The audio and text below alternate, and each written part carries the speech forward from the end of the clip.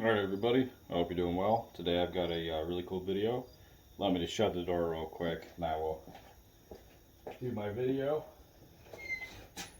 Okay. Today I've got a cool video about a very cool sword, possibly my favorite type of sword. And that says a lot because I really love almost all kinds of swords. And so for this to take, if not the top spot, one of the top 3 spots in my favorite swords, that says a lot about this sword. So this is a 1900 pattern British Royal Navy Cutlass. And what makes this so special is it combines a lot of features of my favorite types of swords into this one very compact but very effective package. And this sword, this model of sword or pattern, is still being used in the Royal Navy today. Now, I didn't just cricket, there's a mouse on the floor there. Sorry, I was trying to scare the mouse. I'm in my garage. So, this naval cutlass came about in the year 1900. This sword is dated 00, so it is a first year production naval cutlass. This features a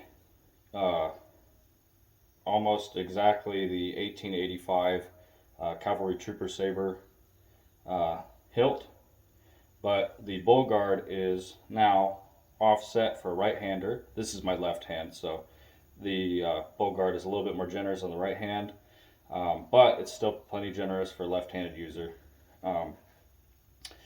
It has a straight 28-inch blade with a spear tip. Features a fuller and runs roughly up to about halfway up the blade, with a 2-inch, 2.5-inch ricasso and a spear point. So you can see the false edge comes down and turns into a diamond cross-section spear point blade. This was service sharpened, and this does have edge damage on the false edge, signaling that it probably was used in anger. These were used in the Boxer Rebellion and just the tail end of the Boer War. And you can see the bevel there. And mouse is still hanging around. He's watching me. Get out here. So you can see the bevel that's put on here. And I know this was service sharpened because it has the X stamping, which denotes an appleseed grind, a convex grind. And the grind for this sharpening starts about a hand span up the blade and continues out, and is also present on the false edge. So the reason why I love this sword is because it combines most of my favorite features of swords. So I love arming swords, medieval swords. This has a very medieval looking sword blade. Maybe not to sword purists, but a straight arming sword blade is always really attractive to me. And it has my favorite type of hilt, which is the full width tang, patented tang construction with a bull guard. I think these features combined give it a really nice, not only aesthetic, but a nice function. So I'll kind of go ahead and break this sword down into its component parts. I'll talk about the history of it a little bit, and I will kind of give my final thoughts. So, like I said, it's a full width patented tang with a bull guard offset to the right for right-handed users.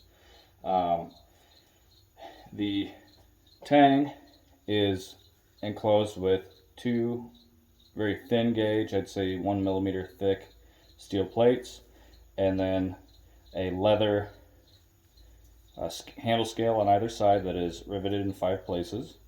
The back end features a number 58 for the rack number.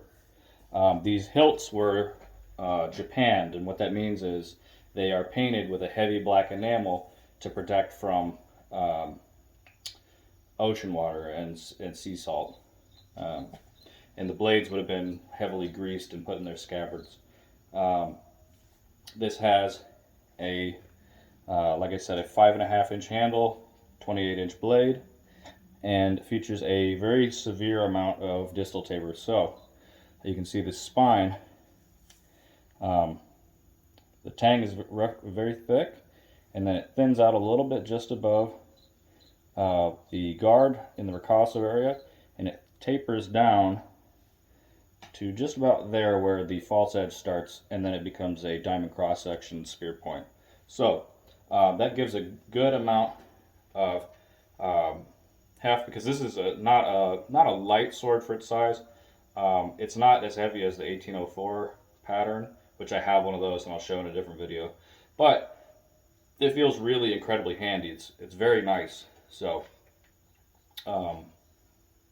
I just really like that. I think they did a good job, as they did with most of their cutlasses, with managing to incorporate a good amount of heft with a good amount of balance. This has a 4-inch from the guard, a 4-inch point of balance.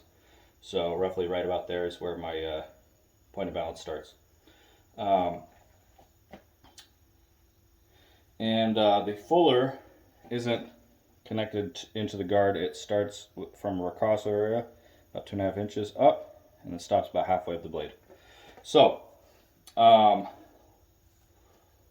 that's kind of the general specs. I don't have the weight because I forgot to measure it, but it's not heavy. It's I'd say a little less heavy than quite a bit less heavy than a 1885 pattern cavalry saber.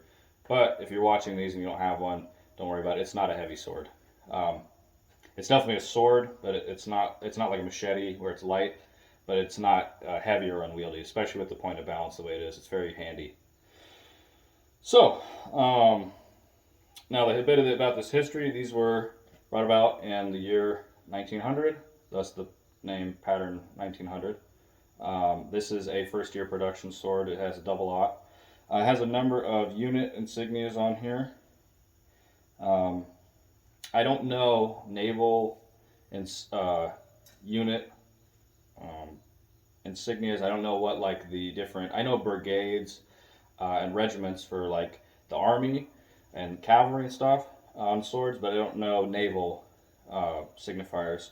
So it has I believe a 14, a 34, and a 75, whatever those are. It has its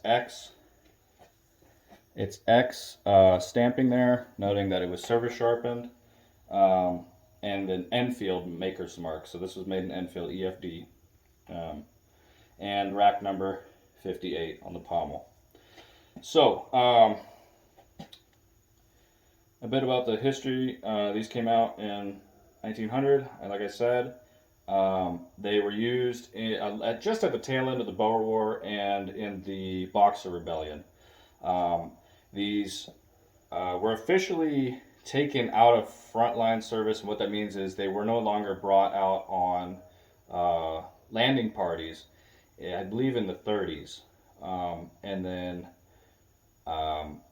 at some point after that, they were restricted in their supply to Royal Navy vessels. So before I think 1936 is the year. Before 1936, these were kind of just handed to everyone. They had not just these, but they had 1845 patterns as well. But these were the new naval Cutlass pattern.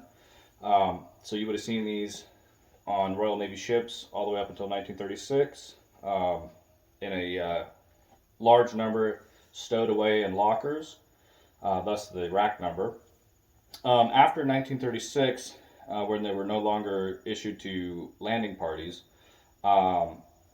the number of naval cutlasses on a vessel was reduced. So I believe if a vessel has over 500 personnel on board, they get a complement of 200 of these cutlasses, and any less than 500 get 10 cutlasses. And typically those are doled out between like warrant officers, chief petty officers, and some other like higher ranks. So So yeah, I think the last time these were used in anger were like in the 40s and 50s. I'm not exactly sure when. I forget like the exact specifications or the back exact details of those actions, but the dates stick out. And I do know, I remember seeing this. The last time this was drawn in anger was during I guess not anger, but during duty was during a courts martial. I remember seeing a video of a courts martial escort where I believe it was a chief petty officer had drawn this and was escorting a prisoner during a courts martial. So last time these were drawn in the line of duty was in 2010. So from 1900 to 2010, well today till today, these have seen active service. So with the Royal Navy, so it has a pretty long history, um, and for a what 100 and yeah 122-year-old sword, this thing's in pretty damn good shape. Um, it's got a nice ring. It won't ring. I got a glove on, so it won't actually ring, and I don't want to take my glove off to touch it. Um, it does have edge damage, like I said, indicating it was used in anger. But um, overall, this sword is very solid. I'm very pleased to have it. I will kind of show a comparison of what this, like a cousin to this sword is, and that is I have a number of these swords, these 1885 pattern cavalry sabers, and these hilts are almost identical. So, if you can see, well, let me get my hand out of there, but these both feature full width patented tangs, a little knuckle kick out towards the pommel there, for your finger not to get crunched in the corner, and a bull guard. Now, obviously, the bull guard on the cavalry trooper saber is this nice symmetrical one with these beautiful Maltese crosses. Um, this one, on the other hand, is solid with a offset right-handed favoring bull guard. So, there's a severe difference in length. The 1885 has a 35-inch blade, and the 33 or 35-inch blade, I can't remember. But the 28-inch blade of the Cutlass is a lot shorter. This 1885, this is a Wilkinson production. I don't know if you'll be able to pick it up, but right there on the Ricasso it says Wilkinson. This is a very nice sword. And what's unusual about this sword in particular, this is a Boer Wars issue sword, and this this is a trooper sword, but it's a Wilkinson production. So I don't understand why Wilkinson would just make a trooper sword, because they were typically dealing in officers' sabers and swords. So it's very unusual to have just a regular trooper saber with the Wilkinson mark. And I have other Wilkinsons. This isn't like a forging or anything. This is like a legit Wilkinson. Um, I just don't. I have never seen just a trooper's sword made by Wilkinson. They typically do custom officer swords. So a little weird, but very cool. Um, and that is a very nice sword. I have other swords. I have a sword from Matt Easton that's an 1882 cavalry trooper saber. It's again a full width patented tang, but it is missing that little knuckle kick out here. So yeah, there's a cousin to that. I also have an 1885 pattern that was used by the 21st Lancers. So really neat. The one that I bought from Matt Easton is a 5th Dragoons saber. And the 5th Dragoons were famous for, well, a bunch of different campaigns. They were in the Crimean War. They were in the charge of the Heavy Brigades, Heavy Brigade, and they were in the Nile expedition to rescue Major Gordon, and in the Boer War as well. So I'll show that sword off at a later time. But for now, back to this naval cutlass. Yeah, so my thoughts on this sword. I think it's a toss up between this and a couple other ones, but this is definitely my top three, possibly top one or two type of swords. I love everything about this sword. I if I could change just one or two things about it, I'd make the bull guard symmetrical with that Maltese cross, just Maltese cross for cool factor, but I'd make the bull guard symmetrical. And I would actually keep the patented tang, and if I could have any kind of blade on this sword, I would make it a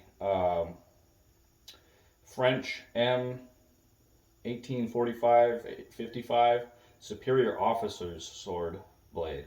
And I have one of those. I'll show it in another. Again, I don't have the ability to just drag a bunch of swords that are all over, but I will show that off in another video. Essentially, it's an 1845 French sword, officer's sword, but it is the superior officer's model, which has three fullers. It's a straight blade with three fullers that merge into two large fullers up at the front. It's very almost gothic looking, and it is a straight double-edged spear point at the front. So that might be my favorite type of sword blade construction. That and the regular 1845 infantry officer's sword from the French, the saber. Between those two, those are my favorite blade types. I think I would, if I could reconstruct this one or make a custom version of this one, which I may do in the future, just have a smith make one for me. Keep the patented tang, symmetrical Maltese cross bull guard, and the French design 1845-55 superior officers saber blade. A little bit longer, maybe I would extend it to 30 inches or so, 31 inches. Not so much longer than this, because this is very handy. But yeah, as it is, for being a sword that I didn't design, this comes pretty close to what I consider to be like a perfect sword design. I really, really like this sword. I think they were very smart to go with these full width tang because they're very easy to make relatively to other swords. You don't have to get rid of so much material with your stock, so you're not like recycling a whole bunch of metal. They're very robust and strong, so for the average Joe sailor who's, if they get into a fight, they're going to be banging this in and really getting in with the enemy. There's videos of sailors with these 1900 pattern cutlasses doing drills, and they're all in a big group. You can find it on YouTube. If I find a video, I'll link it. But yeah, it's got some historical prominence, and this one being probably used in some kind of anger, maybe in the Boxer Rebellion. I don't know. This is a first-year production, so maybe this did see some conflict. I just really adore this sword. This one in particular too. It has a cool rack number, 58. I don't know which ship this was on. Maybe these numbers are fleet numbers or whatever. Like I said, I don't know naval designations for sword markings. I know the regiments and cavalry ones for the cavalry sabers, but that's because I've done a bunch of research on them. But yeah, I will make a video later on with this sword and my 1804 Napoleonic era Cutlass, because they're two similar but very different swords. But overall, I think this is, if not my favorite, my second favorite type of sword, and this one in particular is just dear to my heart. Just a damn good sword, and they're really, what's weird is for being like still the naval cutlass issued today, there's like no videos on YouTube of these that I could find at all. I searched all over YouTube for examples of this type of cutlass. Nobody's made a video about them. So I figured I'd share some love and talk about one of my favorite patterns of British cutlery. So, and again, this is my left hand. You're reversed in my viewfinder because the phone I'm recording on is flipped around. So everybody asks me, how'd you get a left-handed gun, or how'd you get a left-handed sword or whatever? It's because this is my left hand. You're backwards for some reason. So again, I'll give you another close-up here. This has been service sharpened, so it is pretty, a little sharp you can see that edge bevel there, and on the bottom, if I can, you see a little bit of edge damage right here, and the point at which it becomes a diamond cross section. There's the bevel, a flat bevel here, and then it just becomes a diamond cross section for the false edge. So a really neat, very British sort of 1800s design. There's the fuller. On this side, again, we have unit designation 14 with, I believe it's a crown over the top. It was made Enfield. It has the 14. On this side, it's got the date, which was double aught. Well, the double aught, and then a 34, and on this side a 75. And if anybody can, obviously has the royalty designation, but I'm not. I just want to know if anybody knows what the ship or fleet or armada or whatever designation for those numbers was. If you can leave it in the comments and let me know. I'll do a little bit of research, but I'm not too interested. Because these are still issued. These aren't like as esoteric as like an 1885 or 1882 or whatever for these full width patented tangs. Again, this does have a little bit of wear. It's actually, I know it looks rusty. That's actually pretty clean metal. It just looks brown for whatever reason, but it's not rusty at all. There's a sword knot there, knot hole. It's got its knuckle kick out and its rivets.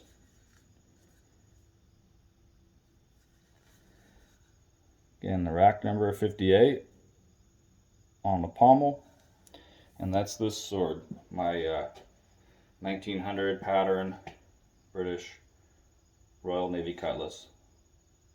I love these swords. Unfortunately, I guess because of YouTube or whatever, the value of cutlasses has just shot through the roof. Maybe they were always popular. I got this for a really good deal.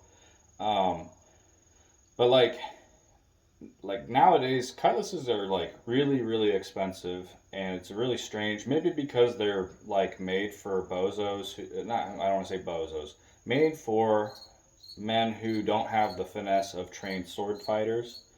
They're just soldiers, sailors, whatever, Marines possibly,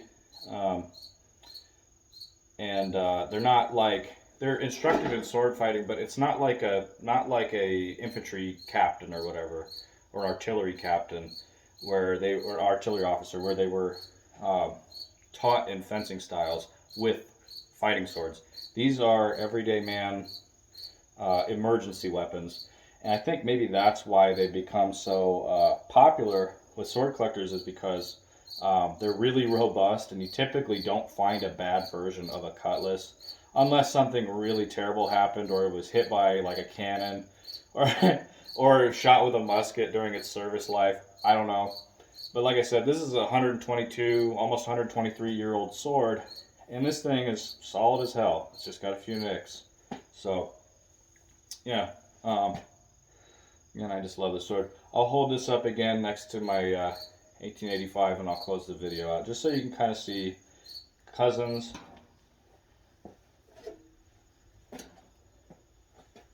With the full width patented tang. And again, I collect primarily full width patented tang swords. I just think they're really cool. A lot of people will collect rifles companies, infantry swords. People will collect, French swords or whatever.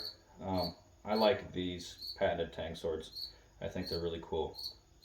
So you can see that, yeah, this cutlass is about the same size as the entire blade on this cavalry saber. So that's all for now. I hope you guys have a really good evening. Thanks for watching my video. if I was a little bit rambly. I don't have notes. Um, like for this, I was just saying stuff off the top of my head. So if my dates were wrong or whatever, I'm just trying to remember. So give me a little bit of slack, or maybe correct me in the comments or whatever. Um, yeah, that's this wonderful 18 or 1900 first year production Royal Navy Cutlass. Thanks for watching.